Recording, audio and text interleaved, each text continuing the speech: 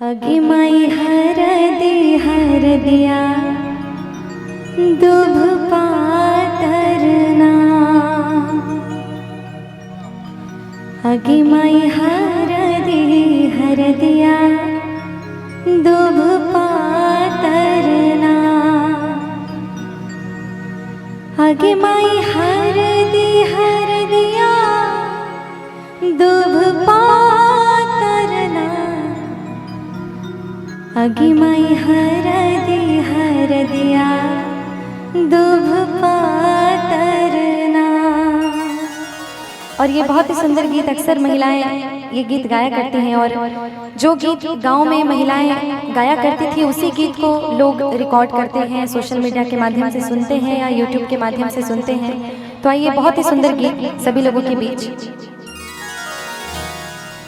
अगे माई हर दिया दुभ पातरना। अगे माई हर दिया दुभ पातरना।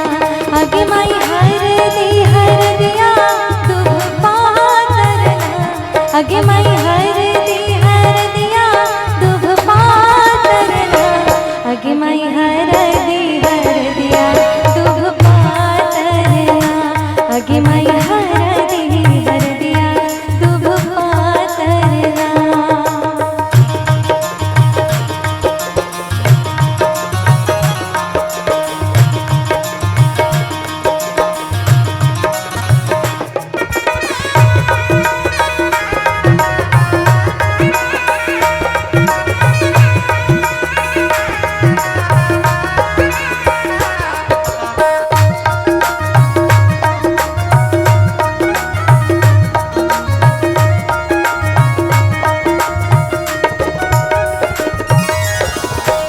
अगे माई कोने चाचा हरदी चढ़ावे लेना।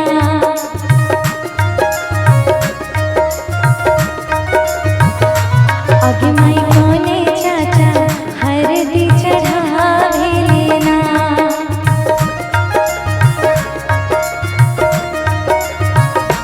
अगे माई कोने चाचा हरदी चढ़ावे लेना। अगे माई कोने चाचा हरदी चढ़ावे लेना।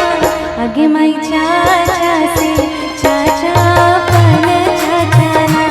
अगे माई चाचा से चाचा पन चाचाना। अगे माई चाचा से चाचा पन चाचाना। अगे माई चाचा से चाचा पन चाचाना।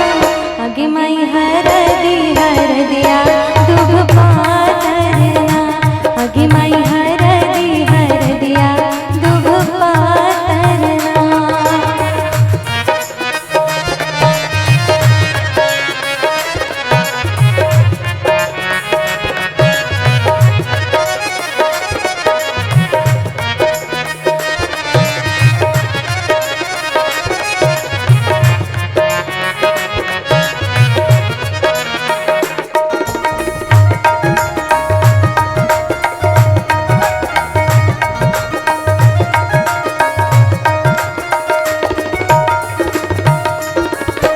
अगे माई कोने बाबा हरदी